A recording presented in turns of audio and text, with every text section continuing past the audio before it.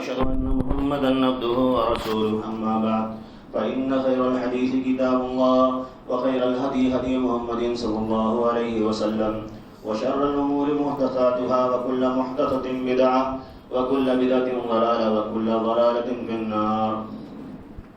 فقد قال الله تعالى في كلامه المجيد والفرقان الحميد فأعوذ بالله السميع العليم من الشيطان الرجيم بسم الله الرحمن الرحيم قاف والقرآن المجيد بل عجبوا أن جاءهم منذر منهم فقال الكافرون هذا شيء عجيب أئذا متنا وكنا ترابا ذلك رجع بعيد قد علمنا ما تنقص الأرض منهم وعندنا كتاب حفيظ بل كذبوا بالحق لما جاءهم فهم في أمر مريض.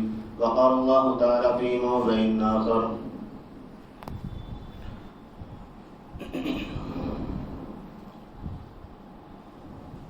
وإذ أخذنا ميثاق بني إسرائيل لا تعبدون إلا الله وبالوالدين إحسانا وذي القربى.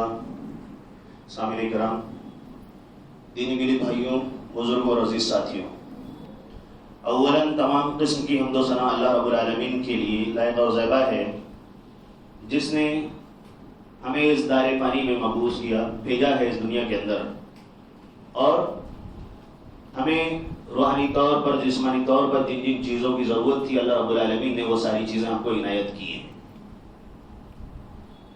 بے شمار انبیاء کرام کا سلسلہ اللہ رب العالمین نے اس دنیا کے اندر جاری رکھا، جس کی سب سے آخر کڑی جناب محمد رسول اللہ صلی اللہ علیہ وسلم ہے، جنہوں نے ہماری ہدایت کے لیے، ہماری رہبری کے لیے بہت کوشش کی. اللہ کے رسول صلی اللہ علیہ وسلم نے لوگوں کو جوڑنے کا کام کیا ہے. محمد عربی آیا تھا صلی اللہ علیہ وسلم تو لوگوں کو جوڑنے کے لیے آیا تھا، توڑنے کے لیے نہیں آیا تھا. جو باتیں اس نے سکھائی ہیں وہ سماج کو زندہ رکھنے کے لیے ہیں، رشتوں کو زندہ رکھنے کے لیے ہیں، بھاوناؤں کو اور جذبات کو ایک لمٹ دینے کے لیے آیا، تاکہ کہیں نفرتوں میں، عداوتوں میں، دشمنیوں میں ہمارے اوپر آنے والی ذمہ داریوں کو ہم آسانی سے اپنا دامن جھاڑ نہ سکیں. ایک ایسی بات جو نہایت قیمتی ہے. باتیں بہت زیادہ قیمتی ہوتی ہیں، موضوعات بہت زیادہ سنگین ہوتے ہیں، لیکن وقت محدود ہوتا ہے. اللہ کے رسول صلی اللہ علیہ وسلم کی رہنمائیاں کافی ہیں ہمیں کامیاب اور کامران بنانے کے لیے، لیکن ہمارے جذبات، ہمارے خواہشات اور ہمارے من میں، ہمارے دلوں میں آنے والے وسوسے اور شیطانی حملوں کے سامنے ہمارے ایمان کا جو پیمانہ ہے وہ کہیں نہ کہیں کمزور پڑ جاتا ہے، اور بڑے جوش میں، بڑے خروش میں، بڑے ناز و نعم میں، بڑے غضب میں ہم اللہ کی اور رسول اللہ کی ثابت باتوں کو، صحیح احادیث کو پس پشت ڈال دیتے ہیں. باتیں عمومی ہوں گی اور خصوصاً ان احباب سے مخاطب ہوں جو اپنے آپ کو اہل حدیث کہتے ہیں، کیونکہ جو باتیں آئیں گی اس کا تعلق حقوق العباد سے ہے، بندوں کے حقوق سے ہے.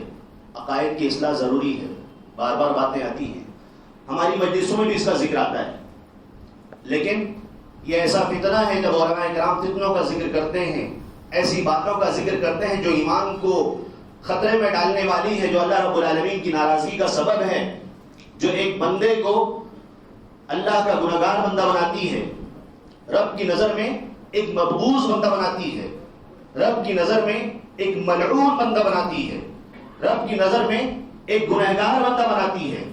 رسول اللہ کا وہ نافرمان، جب وہ باتیں آئیں گی تب ہم کو سمجھ میں آئے گا کہ کیسی خراب خصلت ہے، کتنی بری عادت ہے کہ اللہ رب العالمین نے بطور احسان قرآن میں ان کا ذکر کیا ہے، جو اللہ رب العالمین نے نعمتیں ان کے اوپر اپنی نازل فرمائی تھی.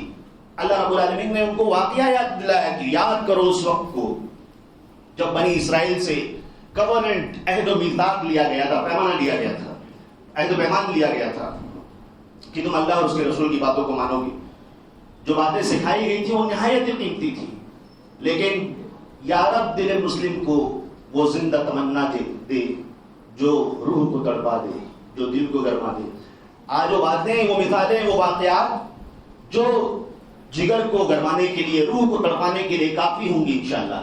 اللہ کے رسول صلی اللہ علیہ وسلم کے صحابہ کرام نے جو باتیں سکھائی تھی، ہم کو پھر سے انہیں اپنانے کی ضرورت ہے اور اس کو تجنے کی ضرورت ہے جو اس راہ میں رکاوٹیں حائل ہو رہی ہیں. اگر ہم اللہ اور اس کے رسول کو راضی کرنا چاہتے ہیں، قیامت کے دن اللہ کے رسول صلی اللہ علیہ وسلم سے ہم ملاقات کرنے والے ہیں.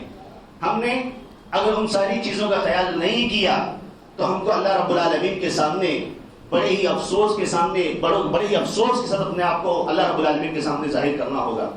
اللہ کے رسول صلی اللہ علیہ وسلم، اور اسی طرح سے اگر ہم سیرت رسول صلی اللہ علیہ وسلم کا مطالعہ کریں تو ہمارے سامنے یہ بات آتی ہے کہ جب اللہ کے رسول صلی اللہ علیہ وسلم پر پہلی وحی نازل ہوئی تھی اور جبریل علیہ السلام سے اللہ کے رسول صلی اللہ علیہ وسلم کی ملاقات ہوئی تھی، تو جب آپ گھر پر تشریف لے گئے تھے تو اس وقت ماں خدیجہ رضی اللہ تعالیٰ عنہ نے کیا تسلی دی تھی کہ کلا لا یخزیک اللہ ابدا انک لتصل الرحم. اللہ کے رسول صلی اللہ علیہ وسلم ہرگز نہیں، آپ مایوس نہ ہو، اداس نہ ہو. اللہ رب العالمین آپ کو ضائع نہیں کرے گا، آپ کو اپمانت نہیں کرے گا، رسوا نہیں کرے گا آپ کو. انک لتصل الرحم، آپ تو رشتوں کو جوڑنے والے ہیں، آپ صلہ رحمی کرنے والے ہیں. بہت ہی وزندار مضمون ہے ہمارے دلوں کے لیے. فون نہیں اٹھایا اس نے، کیسا رشتہ دار ہے؟ دعوت دی تھی، دعوت میں آیا نہیں. کتنی بار بلایا میں نے اس کو، میرا رسپانس ہی نہیں دیتا ہے. میں فون کرتا ہوں ہمیشہ فون بزی آتا ہے، اس کا جواب ہی نہیں دیتا، پلٹ کر کال بیک نہیں کرتا ہے. سلام کرتا ہوں، سلام کا جواب نہیں دیتا ہے. کیسا رشتہ دار ہے؟ میرے حالات دیکھتا ہی نہیں ہے، میں کتنا غریب ہوں، فقیر ہوں، محتاج ہوں. اللہ رب العالمین نے تجھے نوازا ہوا ہے، مجھے دیتا نہیں ہے. کتنے سارے ہیرو اور بہانوں کے ذریعے سے ہم رشتوں کو ختم کرنے کی کوشش کرتے ہیں. اللہ رب العالمین اپنے رسول کے بارے میں قرآن کے اندر بار بار ہمیں ہدایت کرتا ہے کہ وہ ہمارے لیے اسوہ اور نمونہ ہے. سیرت رسول میں آپ نے پڑھا اللہ کے رسول صلی اللہ علیہ وسلم کی ذات گرامی کے بارے میں. خود قرآن کے اندر اللہ رب العالمین نے حضرت موسیٰ علیہ السلام کا واقعہ ذکر کیا ہے کہ جب موسیٰ علیہ السلام اللہ رب العالمین کے سامنے حاضر ہیں اور اللہ رب العالمین ان کو مقام نبوت عطا کر رہا ہے، تو کس کو یاد کیا انہوں نے؟ کسی دوست کو یاد کیا؟ کسی اور خاندان، کسی اور قبیلے والے کو یاد کیا؟ انہوں نے کہا کہ اللہ رب العالمین میرا بھائی ہارون ہے، مجھ سے زبان میں زیادہ فصیح ہے. یاد کیا اپنے رشتہ دار کو. اگر وہ اس بات کا مستحق ہے تو یاد کیا. اللہ کے رسول صلی اللہ علیہ وسلم اپنے رشتہ دار کے لیے دعا کرتے تھے. کیا ہم دعائیں کرتے ہیں اپنے رشتہ داروں کے لیے؟ اپنے آپ کے لیے ہمارے پاس وقت نہیں ہے. آج کی اس مشغولیات دور کے اندر بہت زیادہ بیزی دور ہے. عبداللہ ابن عباس رضی اللہ تعالیٰ عنہ کے لیے اللہ کے رسول صلی اللہ علیہ وسلم نے دعا کی کہ اللہم اے اللہ رب العالمین ان کو علم تعویل، علم تفسیر سکھا، وفقہوا فی الدین، ان کو دین کی سمجھ عطا فرما. اللہ کے رسول صلی اللہ علیہ وسلم ہمارے لیے بہترین آئیڈیل ہے، بہترین نمونہ ہے. ہمارے پاس آج وقت نہیں ہے. اللہ رب العالمین نے جس صلہ رحمی کا ذکر کیا ہے، صلہ کہتے ہیں جوڑنے کو، ملانے کو، کاٹنے کو نہیں. کاٹنے کے اپوزٹ میں، قطع کے اپوزٹ میں اللہ کے رسول صلی اللہ رب العالمین نے جس صلہ کا ذکر کیا ہے، عربک میں جس کو کہا جاتا ہے صلۃ الرحم، جوڑنا. رحم مادر رحم جس کو کہا جاتا ہے، مادر رحم عربک میں وہ رحم ہے. یعنی بچہ پیٹ میں جب جاتا ہے اور پیدا ہوتا ہے تو وہاں سے اس کے جو رشتے بنتے ہیں، وہاں سے جو رحم والے رشتے، نسبی رشتے قائم ہوتے ہیں. اللہ رب العالمین نے ان رشتوں کو پہلے مقدم کیا ہے اس کو باقی رکھنے کے لیے. لیکن ہماری نظروں میں کوئی رشتوں کی، کسی رشتے کی اہمیت نہیں ہے. اللہ رب العالمین نے قرآن کی آیت میں اس واقعے کو ذکر کیا کہ میثاق کیا ہے. وَإِذْ أَخَذْنَا مِيثَاقَ بَنِي إِسْرَائِيلَ لَا تَعْبُدُونَ إِلَّا اللَّهَ وَبِالْوَالِدَيْنِ إِحْسَانًا وَبِالْقُرْبَى. اللہ رب العالمین نے کہا کہ اے بنی اسرائیل، اس واقعے کو یاد کرو، یاد کرو اس ان لمحات کو. وَإِذْ أَخَذْنَا مِيثَاقَ، وہ کیا میثاق تھی؟ لَا تَعْبُدُونَ إِلَّا اللَّهَ. سب سے پہلے اللہ رب العالمین نے اپنے حق کو بیان کیا ہے اور وہ اس بات کا مستحق بھی ہے. ہمیں پیدا کیا اس نے، کتنی بھی نافرمانیاں کر لیں لیکن کھاتے اسی کا ہیں. اس کی تعریف نہیں کرتے، اس کی گاتے نہیں، لیکن اللہ رب العالمین کے حکم کو ادا کرنے کی ہم کو توفیق نہیں ہوتی ہے. اس کے بعد اللہ رب العالمین نے دوسرے نمبر پر جس کا ذکر کیا ہے وہ بالوالدین احسانا، بہت ہی مظلوم مضمون، منبر رسول سے، اللہ کے رسول صلی اللہ علیہ وسلم کی احادیث سے بار بار اس پر روشنی ڈالی گئی ہے. اہل علم نے اس پر جتنی روشنی ڈالی ہے یہ اتنا ہی زیادہ مظلوم موضوع ہے. ہماری امت کی یہ بہت بری حالت ہے، جس کو جتنا تاکید دے کے سمجھایا جائے، جن باتوں کو سمجھایا جائے، وہ اتنا ہی زیادہ لاپرواہی کا سبب بنا ہوتا ہے. والدین سے حسن سلوک کے بارے میں اللہ رب العالمین نے، اور یاد رکھیے صلہ رحمی میں یہ نمبر 1 پہ آتا ہے کہ ان کے ساتھ ہمارے سلوک کیسے ہونے چاہیے، جن سے ہم کو اپنے رشتے جوڑ کر رکھنے ہیں. اور نئی نسل تو انہوں نے تو قسم ٹھانی ہوئی ہے، اس بات پر عہد و پیمان کیا ہوا ہے اپنے آپسی لوگوں کے ساتھ کہ والدین کے حقوق کو تو ماننا ہی نہیں ہے. اللہ رب العالمین نے وبالوالدین احسانا، حسن سلوک کے تعلق سے، اچھے سلوک کے تعلق سے نمبر 1 پہ ان کو رکھا ہے. ان کی باتوں کو نہ ماننا، گھور کر دیکھنا، ہاتھوں اور ایکشنز کے ذریعے سے اپنی بغاوت کا، اپنی نافرمانی کا اظہار کرنا، اور جتنی بھی انتہا ہو سکتی ہے والدین کے ساتھ سب سے پہلی کڑی رشتوں کو ہم توڑتے ہیں. اور والدین سے بھی گزارش ہے کہ ذرا اس موضوع کو اپنے بچوں کے ذہنوں میں ڈالنے کی کوشش کریں، کیونکہ وہ ہماری حرکات و سکنات سے کہیں نہ کہیں اس سبق کو حاصل کرتے ہیں. باتیں تو کہنے کی ہیں کہ ہم مطالعہ کرتے ہیں، ہم نماز پڑھتے ہیں، لیکن بچے ہم کو دیکھ کر سبق نہیں سیکھتے، لیکن برائیاں بہت جلدی سیکھتے ہیں. ان کے سامنے ہم رشتوں کو ختم کرتے ہیں. سب سے پہلا عمل بچہ پریکٹیکلی ہمارے اوپر کرتا ہے کہ ہماری باتوں کو سننے کے لیے تیار نہیں ہے. صلہ رحمی اللہ رب العالمین نے کتنا قیمتی موضوع ہم کو دیا ہوا ہے. اللہ رب العالمین بنی اسرائیل سے کہتا ہے کہ اس وقت کو یاد کرو جو تم نے ایگریمنٹ کیا تھا اللہ رب العالمین سے کہ اللہ رب العالمین کی نافرمانی نہیں کرو گے، اس کی عبادت کرو گے، اور اسی طرح سے اللہ رب العالمین نے جو حقوق بیان کیے ہیں والدین کے ساتھ ان کو اپنانے کی کوشش کرو گے. تیسرے نمبر پہ اللہ رب العالمین نے کہا ہے کہ رشتہ داروں کو وذل القربا، رشتہ داروں کے ساتھ اچھا سلوک کرنا ہے. حسن کی بات آتی ہے تو سب کے دماغ میں ایک اچھا بیوٹیفل منظر آتا ہے، بیوٹیفل سینری آتی ہے. تو اللہ رب العالمین نے اسی حسن کے لفظ کا استعمال کیا ہے، احسان کا. جو احسان جتانے والی کی بات نہیں کر رہا اللہ رب العالمین. اللہ رب العالمین نے کہا کہ والدین کے ساتھ، رشتہ داروں کے ساتھ اچھا سلوک ہو. دوسری طرف اللہ رب العالمین نے کہا کہ ماں باپ اگر کچھ کہہ دیں تو اف بھی نہیں بولنا ہے. اف ہوں گھورنا، ایٹھنا، من کے اندر، دماغ کے اندر نفرت، اگر وہ اس چیز کو کرتے ہیں تو وہ بھی اس مرحلے کو پہنچنے والے ہیں. بہت جوش میں آتے ہیں اس وقت جو والدین ہم کو ہماری خواہشات پر، ہماری دبتی رگ پر انگلی رکھتے ہیں، اس وقت تکلیف ہوتی ہے. یہی ایمان کا حصہ ہے کہ ہم وہاں پر صبر کریں، ہم اپنے آپ کو روکنے کی کوشش کریں. صبر کے 3 مرحلے ہیں. کبھی صبر علی الطاعہ ہوتا ہے، اطاعت کے کام پر جم جانا، جڑ جانا، جھکے رہنا اس کام کو کرنے کے لیے، ہمیشہ نیکی کے لیے تیار رہنا. صبر علی المعصیہ، معصیت کے کام سے رک جانا، اپنے آپ کو بچانا. اور صبر علی المصیبہ، مصیبت پر صبر کرنا. یہ 3 چیزیں ہیں. تو یہاں پر ہماری ذمہ داری آتی ہے کہ شیطان ہمارے دماغ کے اندر جو نافرمانی کے کام ڈالنے کی کوشش کر رہا ہے، نافرمانی پر ابھار رہا ہے، اللہ اور اس کے رسول کے حکم کے مخالفت پر ابھار رہا ہے، اس وقت اپنے آپ کو روکنا، صبر کرنا، یہ ہماری ذمہ داری ہے. اسی طرح سے اللہ رب العالمین نے اسی آیت کے آگے، آیت نمبر 83 اللہ رب العالمین نے جو سورہ بقرہ بیان کی ہے، 84 کے اندر بیان کیا اللہ رب العالمین نے، 85 کے اندر اللہ رب العالمین نے بیان کیا.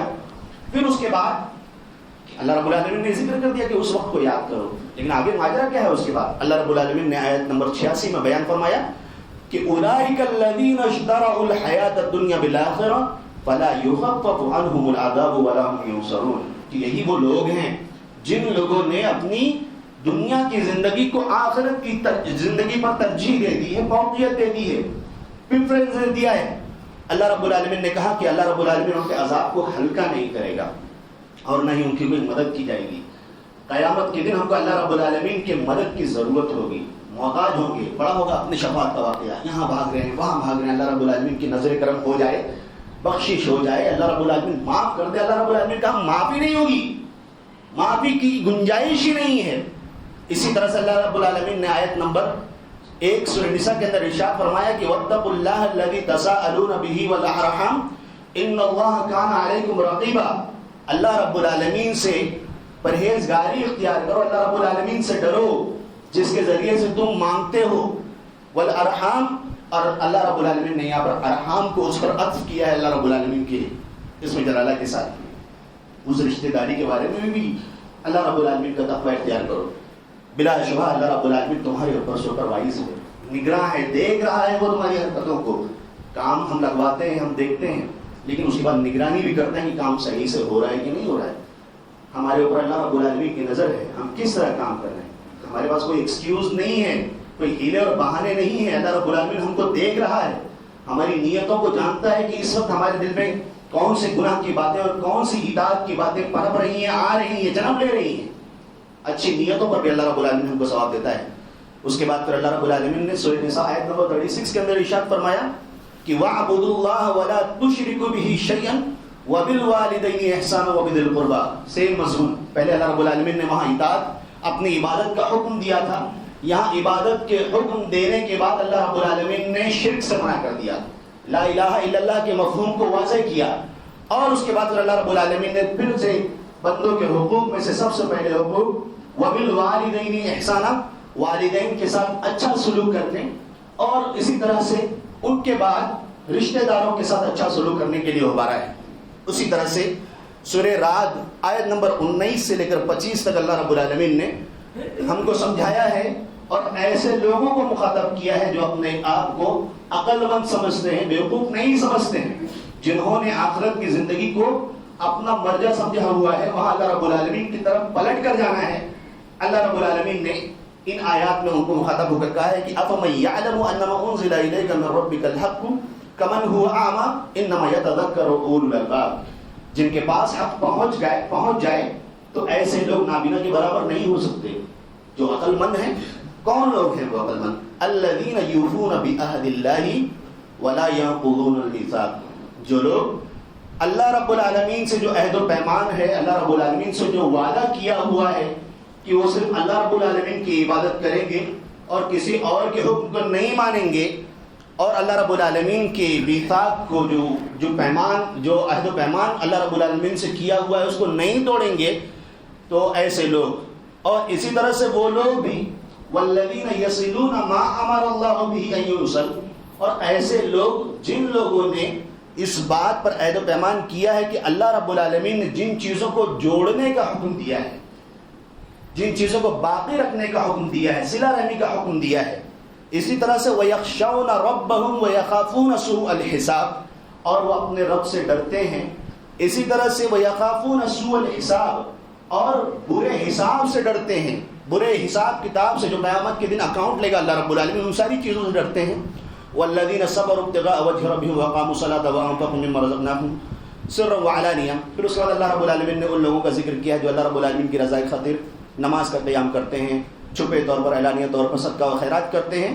وَيَدْرَؤُونَ بِالْحَسَنَةِ السَّيِّئَةِ، اور اس کے بعد اللہ رب العالمین نے کہا کہ وہ اچھائی کے ذریعے سے برائی کا بدلہ لیتے ہیں.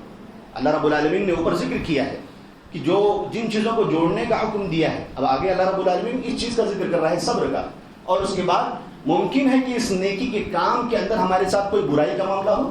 آپ صفحہ اول میں آتے ہیں، آپ کے اعزار ٹخنوں کے اوپر ہیں، آپ داڑیاں رکھتے ہیں، نیکی کا کوئی بھی کام ہو، اگر لوگ ستاتے ہیں، پریشان کرتے ہیں، تو آپ کو اس وقت نیکی کے ذریعے سے، اچھائی کے ذریعے سے، بھلی باتوں کے ذریعے سے دفاع کرنا ہے، ڈیفینس کرنا ہے، فائٹنگ نہیں کرنی ہے. اسی طرح سے اولئک لہم عقبی الدار، اللہ رب العالمین نے فرمایا کہ یہی لوگ ہیں جن کے لیے بہترین انجام ہے. اسی طرح اگر ہم رشتہ داری نبھاتے ہیں تو اس رشتے کے معاملے میں بھی، نبھانے کے معاملے میں ہمارے ساتھ برا برتاؤ کیا جائے گا، اچھا سلوک نہیں کیا جائے گا، جیسا کہ حدیث کے اندر بات آئی ہے، آگے انشاءاللہ اس کی وضاحت ہوگی. پھر اللہ رب العالمین نے ان کے لیے آگے نعمتوں کا ذکر کیا ہے، ایسے لوگوں کے لیے جو اللہ رب العالمین نے تیار کر رکھی ہے. آیت نمبر 25 کے اندر اللہ رب العالمین نے ایسے لوگوں کا ذکر کیا ہے بنی اسرائیل میں سے جن لوگوں نے اپنے عہد و پیمان کو باقی نہیں رکھا تھا. اللہ رب العالمین نے فرمایا کہ والذین ینقضون عہد اللہ من بعد میثاقہ ویقطعون ما امر اللہ بہ ان یوصل ویفسدون فی الارض. اللہ رب العالمین نے کہا کہ ایسے لوگ جو اللہ رب العالمین سے عہد و پیمان لینے کے بعد اس کو نقض کرتے ہیں، توڑ دیتے ہیں، اس کو پورا نہیں کرتے. وَيَقْدَعُونَ مَا أَمَرَ اللَّهُ بِهِ أَن يُوصَلَ، اور اللہ رب العالمین نے جن چیزوں کو جوڑنے کا حکم دیا ہے اس کو وہ توڑتے ہیں، رشتوں کو باقی نہیں رکھتے ہیں، ختم کر لیتے ہیں. وَيُفْسِدُونَ فِي الْأَرْضِ، اور اپنی ان حرکتوں کے ذریعے سے وہ زمین میں کرپشن اور فساد پھیلانے کی کوشش کرتے ہیں. اللہ رب العالمین نے فرمایا کہ اولئک لہم اللعنۃ ولہم سوء الدار، تو ایسے لوگ لعنتی ہیں اللہ رب العالمین کی نظر میں، اور اللہ رب العالمین نے ان کے لیے بہت ہی برا ٹھکانہ تیار کر کے رکھا ہوا ہے. تو پھر یہ امت کس ذنب میں مبتلا ہے؟ اگر ہم ان حرکتوں کو اپنائیں گے جو اللہ رب العالمین کو ناراض کرنے کا سبب ہو، اگر ہم ان حرکتوں کو اپنائیں گے جن پر اللہ رب العالمین نے لعنت نازل فرمائی تھی بنی اسرائیل کے اوپر، اگر ہم ان حرکتوں کو اپنائیں گے کہ ہم 5 وقتہ فرض نمازوں اور سنن کے اندر اللہ رب العالمین سے دعا کرتے ہیں کہ اهدنا الصراط المستقیم صراط الذین انعمت علیہم غیر المغضوب علیہم ولا الضالین، اور اللہ رب العالمین سے ہم اپنی زبانوں سے ان دعاؤں میں ان یہودیوں سے بھی اللہ رب العالمین کے ذریعے سے پناہ مانگنے کی طلب کرتے ہیں. لیکن ان ساری خصلتوں کو جو اللہ رب العالمین نے قرآن کے اندر مذموم کر ڈالا ہے، اللہ کے رسول صلی اللہ علیہ وسلم نے جن اخلاق قبیحہ کو اور بری عادتوں کو مذموم کر ڈالا ہے، ان کو ہم نے اپنا وتیرہ بنایا ہوا ہے، اپنی عادتیں خصائص اپنی اچھی عادتوں کے اندر اس کو شامل کیا ہوا ہے، اور اس پر ہم ناز کرتے ہیں کہ اللہ رب العالمین کی طرف سے ہم کو مدد آئے گی. ہم اللہ رب العالمین سے رحمت کی امید کرتے ہیں، قیامت کی نشانی ہے، اور اللہ رب العالمین نے اسے لعنت کا سبب قرار دیا ہے. علماء نے فتنوں کی فہرست میں اس کو شامل کیا ہوا ہے، لیکن اس کے باوجود بھی ہم ہوش کے ناخن نہیں لیتے، اور جو وقت گزرتا ہے روز بروز نہ جانے ہم نے کتنے رشتے اور ناتوں کا خون کیا ہوا ہے اور ان کو برباد کرنے کی کوشش کی جاتی ہے. اللہ کے رسول صلی اللہ علیہ وسلم نے شوق دلاتے ہوئے فرمایا تھا، اگر تم رشتوں کو جوڑتے ہو تو اللہ رب العالمین تمہاری عمر میں برکتیں عطا فرمائے گا، تمہارے روزیوں میں برکت دے گا. سر پٹکتے رہتے ہیں 24 گھنٹہ کی کہیں سے برکت ہو جائے، کہیں سے برکت ہو جائے، کہیں سے برکت ہو جائے. ایک دکان پہ دیکھا تھا، ایک بھائی کو سمجھایا بھی تھا. وہ اللہ رب العالمین نے سورہ کہف کے اندر جن خوش نصیبوں کا ذکر کیا ہے، اہل توحید کا، نوجوانوں کا، ان بیچاروں کا نام بنی اسرائیلی کسی روایت کے اندر آیا ہوا ہے، ان کا نام لکھ کر بیچارے نے پیپر میں چھاپ کے اپنے ٹیبل کے اندر برکت کی نیت سے رکھا ہوا ہے. ہم برکتوں کے حصول کے لیے کون سی حد تک پہنچ جاتے ہیں، کس حد تک پہنچنے کی کوشش کرتے ہیں.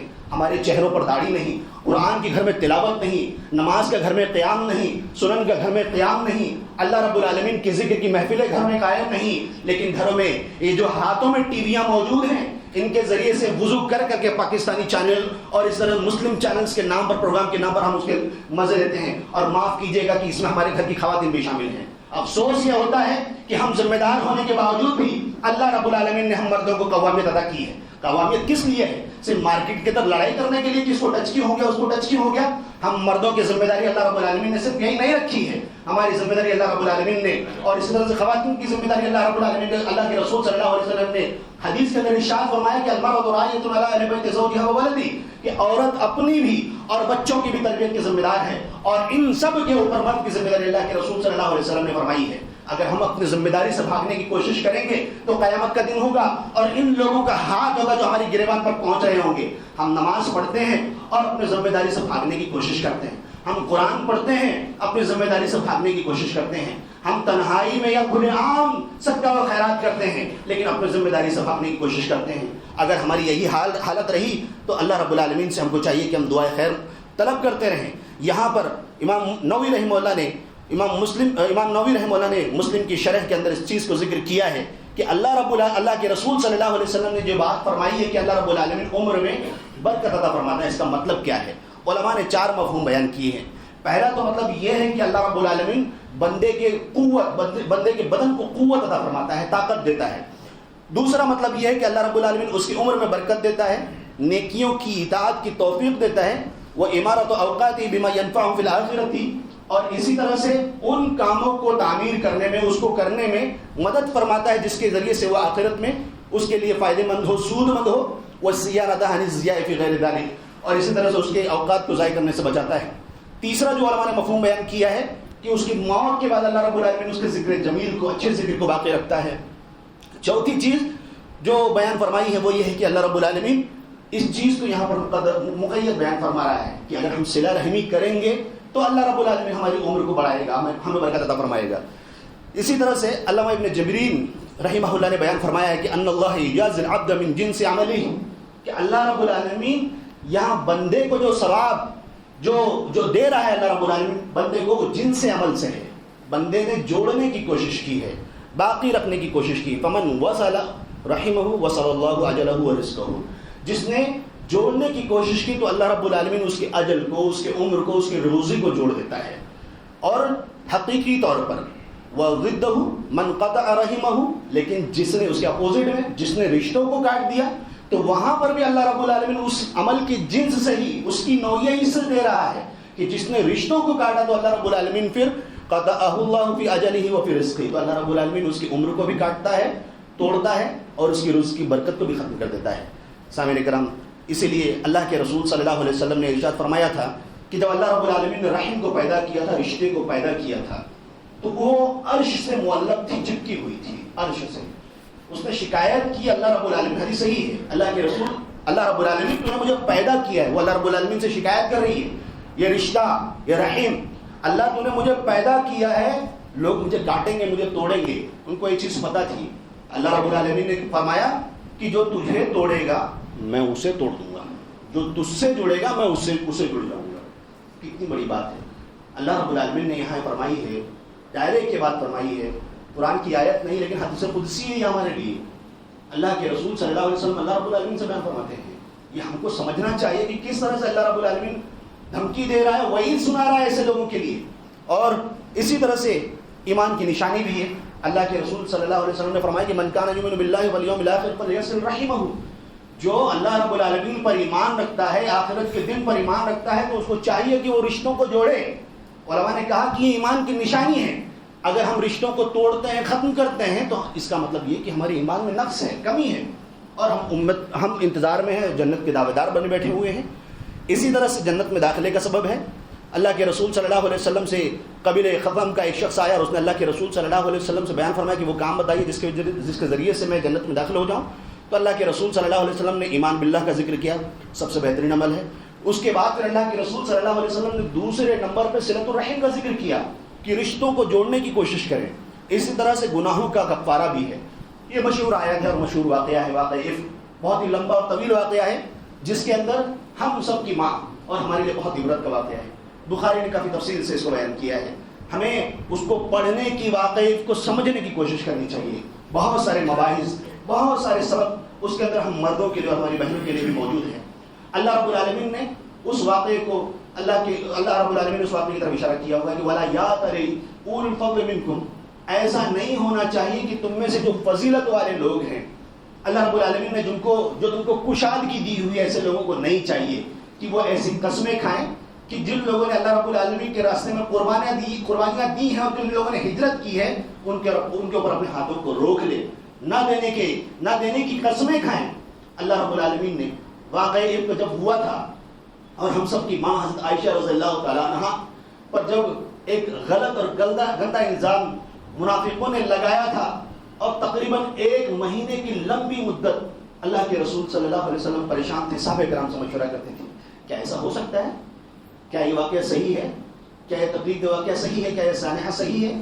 اللہ کے رسول صلی اللہ علیہ وسلم 1 مہینے تک پتہ نہیں اللہ کے رسول صلی اللہ علیہ وسلم کو، اس سے ایک دوسرا بھی سبب ملتا ہے ہم کو، غور کریں گے اللہ کے رسول صلی اللہ علیہ وسلم کو علم نہیں، بار بار اللہ کے رسول صلی اللہ علیہ وسلم 1 مہینے تک پریشان ہیں۔ اس کے بعد میں عائشہ رضی اللہ تعالیٰ عنہ کو بھی علم نہیں، ضرورت کی خاطر ایک خاتون کے ساتھ نکلتی ہے اور قدم لڑکھڑاتا ہے، وہ اپنے بیٹے کو بدعا دیتی ہے، اس وقت پوچھتی ہے ان کو اپنی برابر کہہ رہے ہو، تب انہوں نے کہا کہ آپ کو نہیں معلوم ہے کہ انہوں نے آپ کی شان کے بارے میں کیا کہا ہے، آپ کے بارے میں کتنی غلط بات کہی ہے۔ اس وقت بیچاری بہت مایوس ہے، اور اللہ کے رسول صلی اللہ علیہ وسلم کی زبان سے خاموشی اور تکلیف دہ بات تھی، اور وہ پلٹ کر اپنے والد کے پاس جاتی ہیں، ان لوگوں نے بھی کچھ نہیں کہا، انہوں نے کہا کہ اگر گناہ ہو گیا ہو تو اللہ رب العالمین سے توبہ کرو۔ اس کے بعد پھر اللہ رب العالمین نے قرآن میں ان کی شان میں آیت نازل فرمائی، لیکن جب حضرت ابوبکر صدیق رضی اللہ تعالیٰ عنہ کو اس بات کا علم ہوا کہ اس کے اندر کون کون ملوث ہیں، جن میں سر فہرست مصطح بن عطا رضی اللہ تعالیٰ عنہ جو حضرت ابوبکر صدیق رضی اللہ تعالیٰ عنہ کے خالازاد تھے، ان کو معلوم پڑا، اور فقیر تھے، ان کے پاس اتنے پیسے نہیں تھے کہ اپنا گزارا کر سکیں۔ حضرت ابوبکر صدیق رضی اللہ تعالیٰ عنہ نے اور کوئی بھی بات جذبات میں آ کر کہا کہ ابھی سے مصطح بن عطا کے اوپر جو میں خرچ کرتا تھا اس خرچ کو دینے سے بند کر دوں گا، روک دوں گا، اس چیز کو نہیں ادا کروں گا۔ ابوبکر صدیق رضی اللہ تعالیٰ نے بطور والد کے بات کہی تھی، کوئی بھی وہاں پہ ایکشن لے سکتا ہے کہ بیٹی کے خلاف ایسا شخص شامل ہے جس کی پرورش، جس کے کھانے پینے نان و نفقہ کا میں ذمہ دار ہوں، میں اس کو کھلا پلا رہا ہوں اور میری بیٹی کے بارے میں اتنی غلط باتیں کہہ رہا ہے۔ ابو بکر صدیق رضی اللہ تعالیٰ نے کہا اللہ کی قسم میں تم پر کچھ بھی خرچ نہیں کروں گا. اللہ رب العالمین نے قرآن کی آیت نازل فرمائی وَلَا يَأْتَلِ أُولُو الْفَضْلِ مِنْكُمْ وَالسَّعَةِ أَنْ يُؤْتُوا أُولِي الْقُرْبَى وَالْمَسَاكِينَ وَالْمُهَاجِرِينَ فِي سَبِيلِ اللَّهِ. ایسے لوگ جو اللہ رب العالمین کے راستے میں ہجرت کر کے آئے اور ایسے لوگ جو تمہارے رشتہ دار ہیں, اللہ رب العالمین نے فرمایا ہے کہ ایسے فضیلت والوں کو, ایسے کشادگی رکھنے والوں کو نہیں چاہیے کہ وہ اس طرح کی قسم کھائیں. وَلْيَعْفُوا وَلْيَصْفَحُوا, اللہ رب العالمین نے فرمایا ہے کہ ایسے لوگوں کو چاہیے کہ وہ معاف کر دیں, وہ درگزر کر دیں.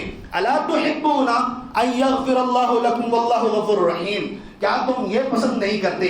ہر مسلمان, ہر انسان سے غلطی ہو سکتی ہے. اللہ رب العالمین نے فرمایا أَلَا تُحِبُّونَ, کیا تم یہ پسند نہیں کرتے کہ اللہ رب العالمین تم کو بھی بخش دے؟ واللہ غفور رحیم, ہم سے بھی غلطیاں ہوتی ہیں, ان سے بھی غلطیاں ہو گئی ہیں, اللہ رب العالمین نے ابھارا ہے کہ ان کو معاف کر دو, اللہ رب العالمین تمہاری بھی غلطیوں کو معاف کر دے گا. اسی طرح سے اللہ رب العالمین نے اور بھی بہت ساری روایتیں ہیں جس کے اندر ہم کو یہ سمجھایا ہوا ہے.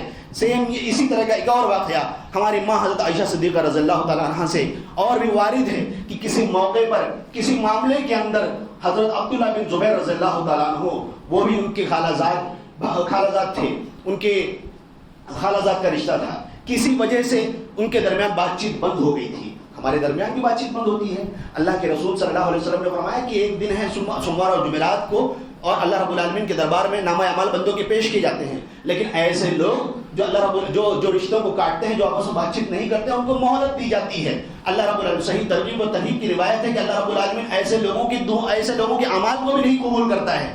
تو اسی وقت اسی بات کو لے کر حضرت عبداللہ بن زبیر رضی اللہ تعالیٰ عنہ اور اسی طرح سے دو اور لوگ حضرت عائشہ صدیقہ رضی اللہ تعالیٰ عنہ کے دربار میں اجازت چاہتے ہیں, اور ایک موقع پر کہ کسی سامان کو بیچ دیا تھا انہوں نے, ہماری ماں عائشہ رضی اللہ تعالیٰ عنہ نے, اور وہ اس کو بیچ کر اللہ کے راستے میں خرچ کرتی تھیں. تو ان کی اس بات کو لے کر ابن زبیر رضی اللہ تعالیٰ عنہ نے ناراضگی کا اظہار کیا تھا. بس اس واقعے کو بیان کر کے میں اپنی بات کو ختم کرنے کی کوشش کروں گا انشاءاللہ. انہوں نے کہا کہ واللہ لتنتہین عائشۃ او لاہجرن علیہا. اس وقت عائشہ رضی اللہ تعالیٰ عنہ نے نظر مانی کہ میں کبھی ان سے بات چیت نہیں کروں گی. بعد میں جب مدت لمبی ہو گئی اور یہ وقت طویل ہوتا گیا تو لوگوں نے سمجھانے کی کوشش کی کسی بندے کے لیے جائز نہیں ہے کہ وہ اس طرح کی بات کرے. ابن زبیر رضی اللہ تعالیٰ عنہ نے اور لوگوں سے بھی مطالبہ کیا کہ وہ ماں عائشہ رضی اللہ تعالیٰ عنہ کو سمجھائیں. انسان ہے, انسان سے غلطی ہو سکتی ہے, صحابہ اور صحابیات بھی انسان تھے, لیکن یہاں پر معاملہ ہم کو دیکھنا اور سمجھنا ہے. لیکن جب مدت لمبی ہو گئی فلما طال ذلك على ابن زبیر کلم المسور بن مخرمہ و عبد الرحمن بن اسود بن عبد یغوث, انہوں نے جو بنو زہرہ کے خاندان سے تھے ان سے درخواست کی کہ آپ لوگ اس معاملے میں شامل ہو جائیں, اور میں تم کو اللہ تعالیٰ کا حوالہ دیتا ہوں کہ جب تم لوگ عائشہ رضی اللہ تعالیٰ عنہ کے پاس جائیں تو اس وقت مجھ کو بھی ساتھ میں لے کے چلنا. بیچاروں نے تھوڑا دماغ لگایا. فإنها لا يحل لها أن تنظر قطيعتي, کیونکہ وہ اس بات پر راضی نہیں ہے کہ وہ رشتے ناطے کے بارے میں جو انہوں نے ختم کرنے کی نظر مانی ہے اس کو توڑ لیں. ان لوگوں نے کہا ٹھیک ہے. وہ دونوں جب پہنچتے ہیں دروازے پر اور ان لوگوں نے کہا کہ السلام علیکم ورحمۃ اللہ وبرکاتہ, ندخل, کیا ہم لوگ داخل ہو جائیں. انہوں نے اس چیز کو ظاہر نہیں کیا کہ کون کون لوگ ہیں, ان لوگوں نے عام اجازت مانگی اور ماں عائشہ رضی اللہ تعالیٰ عنہ نے فرمایا کہ جی ہاں آپ سب لوگ داخل ہو جاؤ. جیسے ہی وہ اندر داخل ہوتے ہیں فلما دخلوا دخل ابن زبیر الحجاب, اور وہ ماں کے درجے میں ہیں اور وہاں وہ پہنچتے ہیں, پردہ ہٹاتے ہیں. فاعتنق عائشۃ وطفق يناشدها ويبكي, اس وقت وہ اپنی ماں عائشہ رضی اللہ تعالیٰ عنہ کے گلے لگ جاتے ہیں اور بار بار حوالے دینے لگتے ہیں اور رونے لگتے ہیں. اور اس وقت مسور اور عبد الرحمن بھی رونے لگتے ہیں, حوالے دیتے ہیں. اللہ کے رسول صلی اللہ علیہ وسلم نے فرمایا کہ لا یحل لمسلم, اللہ کے رسول صلی اللہ علیہ وسلم نے فرمایا تھا جس محمد عربی کا نام لے کر ہم نے کلمہ پڑھا ہوا ہے, جن کی باتیں ہمارے سامنے آتی ہیں تو ہم اس کو اگنور کر دیتے ہیں, آنکھوں میں اشک تک نہیں آتا, دلوں پر لرزہ تک طاری نہیں ہوتا, ان کے حکم کی عدولی کرتے ہیں, نافرمانی کرتے ہیں. اللہ کے رسول صلی اللہ علیہ وسلم کی حدیث فرمائی کہ لا یحل لمسلم ان یہجر اخاہ فوق ثلاث لیال, کہ 3 دن سے زیادہ کسی سے بات چیت منقطع کرنا, ختم کرنا جائز نہیں ہے. بار بار اس کا ذکر کرتے رہے, روتے رہے. وَتَقُلْ إِنِّي نَذَرْتُ وَالنَّذَرُ الشَّدِيدُ, میں نے قسم مانی تھی, نظر مانی تھی, بہت سخت معاملہ ہے. فَلَمْ يَزَالَ بِهَا حَتَّى ابن زبیر، یہاں تک کہ اصرار کی وجہ سے انہوں نے اس کے بعد ماں عائشہ رضی اللہ تعالیٰ عنہ نے ان لوگوں سے بات کرنا شروع کر دیا. لیکن اس کے بعد وَأَعْتَقَتْ فِي نَظَرِهَا ذَلِكَ 40 رَقْبَةً، اس کے بعد انہوں نے 40 غلاموں کو آزاد کیا. وَكَانَتْ تَذْكُرُ نَظَرَهَا بَعْدَ ذَلِكَ فَتَبْكِي حَتَّى تَبْلُ دُمُوعَهَا خِمَارَهَا. اس کے بعد جب بھی وہ اس واقعہ کا ذکر کرتی تھی تو ہماری ماں عائشہ رضی اللہ تعالیٰ عنہ کا دوپٹہ آنسوؤں سے بھیگ جایا کرتا تھا. آج ہم نے 4 5 نسلوں تک اپنے رشتوں کو کاٹا ہوا ہے اور ہم کو احساس کا ناخن، ہم کو ہوش ہی نہیں آتا کہ ہم نے رشتے ناتوں کو ختم کیا ہوا ہے. اللہ کے رسول صلی اللہ علیہ وسلم نے ایک حدیث کے اندر ارشاد فرمایا تھا کہ تم رشتے ناتے سکھاؤ اپنی اولادوں کو، تعلموا انسابکم، اپنے اولاد کو اپنے رشتے ناتے سکھاؤ. بیٹھ کر لکھا ہوا بچوں کو معلوم نہیں کہ تمہارے رشتے ناتے کس سے ہیں، پوچھنا پڑتا ہے. اسی لیے اللہ کے رسول صلی اللہ علیہ وسلم نے ایسے مشغول ہم جیسے افرادوں کے لیے فرمایا تھا کہ اللہ کے رسول صلی اللہ علیہ وسلم کی حدیث ہے کہ بلوا ارحامکم ولو بالسلام، کہ اپنے رشتہ داری کو نم کرو، تر کرو. اللہ کے رسول صلی اللہ علیہ وسلم نے یہاں تشبیہ دے کر فرمایا کہ جس طرح سے پانی زمین کو تر کرتا ہے، ولو بالسلام، اگرچہ بات چیت تمہاری بند ہے لیکن سلام کے ذریعے سے اس کو تر کرو، بھگاؤ اس کو. فون کر کے ہم حال چال لے سکتے ہیں. اللہ رب العالمین سے دعا ہے کہ وہ ہمیں کہنے سننے سے زیادہ اس پر عمل پیرا ہونے کی توفیق عطا فرمائے. وہ باتیں جو ہم نے کتاب و سنت کی روشنی میں سنی ہیں ان پر عمل پیرا ہونے کی توفیق عطا فرمائے. ہم جو بیمار ہیں، جو پریشان حال ہیں، اللہ رب العالمین ہماری پریشانیوں کو دور کر دے.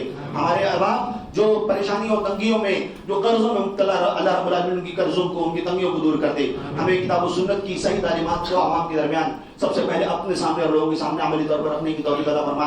بہت ساری باتیں جو تیرے اور تیرے رسول کے حکم کی مخالفت میں، اللہ رب العالمین ہم کو ان سب سے محفوظ رکھ. جب تک دنیا میں زندہ رکھ، ایمان کی حالت میں رکھ اور ہمارا خاتمہ ایمان پر ہو. آمین. وآخر دعوانا ان الحمد للہ رب العالمین.